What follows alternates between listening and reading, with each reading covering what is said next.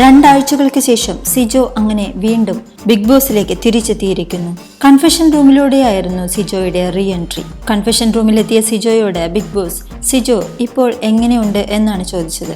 ഓക്കെയാണ് big boss, physically mentally എല്ലാം ഓക്കെയാണ് എന്നാണ് സിജോ മറുപടി പറഞ്ഞത്. തുടർന്ന് ബിഗ് ബോസിന്റെ തീം സോങ് ആണ് ഹൗസിൽ കേൾപ്പിച്ചത്. ഇത് കേട്ട് അമ്പരന്ന് മത്സരാർത്ഥികളെല്ലാം കൂടെ മെയിൻ ഗേറ്റിനടുത്തേക്കാണ് ഓടിയത്.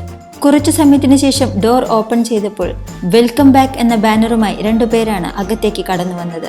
ഇതിൽ നിന്നും സിജോ തിരിച്ചു വന്നു എന്ന് മത്സരാർത്ഥികൾക്ക് മനസ്സിലായി.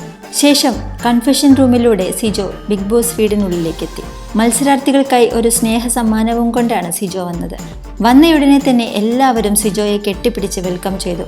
ഒരുപാട് കുശലാന്വേഷണങ്ങൾ ചോദിച്ചു. ഇപ്പോഴെല്ലാ ഫുഡും കഴിച്ചൂടെ, എങ്ങനെയുണ്ട് ഹെൽത്ത് എന്നെല്ലാം ചോദിച്ചു.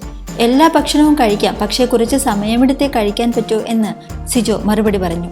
ശ്രീതുവും ശരണ്യയുമെല്ലാം വളരെയധികം സന്തോഷത്തിലായിരുന്നു. തുടർന്ന് എല്ലാവരും ലിവിംഗ് റൂമിൽ വന്നിരുന്നു. ബിഗ് ബോസ് സിജോയെ ഒന്നുകൂടെ വെൽക്കം ചെയ്തു. സിജോയോട് എല്ലാവരോടും സംസാരിക്കാൻ പറഞ്ഞു. എല്ലാവരോടും സിജോ സംസാരിച്ചു, നന്ദി പറഞ്ഞു. ഞാൻ ഇവിടുന്ന് പോയതിനു ശേഷവും അമ്മയെ കണ്ടിട്ടില്ല.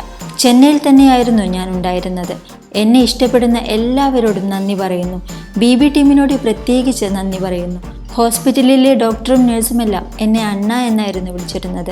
ഞാൻ എപ്പോൾ വിളിച്ചാലും എന്താവശ്യത്തിനും അവർ ഓടിയെത്തും. എനിക്കൊരു ബെൽ തന്നിരുന്നു. ആ ബെല്ലടിച്ചാൽ അവർ അപ്പോൾ തന്നെ അവിടെ എത്തും. ഞാൻ ലാലേട്ടൻ്റെ എപ്പിസോഡിൽ നിങ്ങളെ കാണാൻ വരുന്ന സമയത്ത് എനിക്ക് നന്നായി സംസാരിക്കാൻ പോലും പറ്റില്ലായിരുന്നു. ലാലേട്ടൻ എൻ്റെ കൈ പിടിച്ച് സോറി പറഞ്ഞപ്പോൾ തിരിച്ച് എന്ത് പറയണമെന്നറിയാത്ത അവസ്ഥയിലായിരുന്നു ഞാൻ. പിന്നെ ലാലേട്ടൻ ഒന്നുകൂടെ എൻ്റെ കൈ അമർത്തി പിടിച്ചു. ആ എനർജി ചില്ലറയല്ല, അതെൻ്റെ ലൈഫ് ലോങ് ഇനി കൂടെ ഉണ്ടാവും.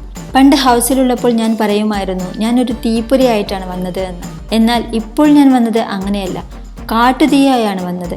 ഈ കാട്ടുതീ ഇവിടെ വെച്ച് കത്തിച്ചിട്ടേ ഞാൻ പോകൂ. ഈ ഷോ തീരുന്നത് വരെ ഞാൻ ഇവിടെ ഉണ്ടാകും.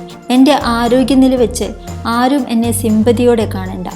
എനിക്ക് ആ രീതിയിലുള്ള ഒരു പരിഗണന നിങ്ങൾ ആരും തരണ്ട. കളിച്ചു തന്നെ തോൽപ്പിച്ചാൽ മതി. നാക്കും ബുദ്ധിയും വെച്ച് എങ്ങനെ വേണമെങ്കിലും ഗെയിം കളിക്കാം. ഏത് രീതിയിൽ വേണമെങ്കിലും നിങ്ങൾക്ക് എന്നെ എതിർക്കാം. എത്ര വഴിക്കിട്ടാലും ഈ പ്ലാറ്റ്ഫോമിൻ്റെ വാല്യൂ കളയരുത്. വൃത്തികെട്ട ഒരു ആക്റ്റും ഇനി ഇവിടെ ഉണ്ടാകരുത്. ബിഗ് ബോസ് വീട്ടിൽ വരാൻ ആഗ്രഹിക്കുന്നവർ വരെ ഇവിടെ വന്നാൽ ഇത്തരത്തിലായി പോകുമോ എന്ന് ചിന്തിക്കുന്ന ഒരവസ്ഥ ഉണ്ടാക്കരുത്.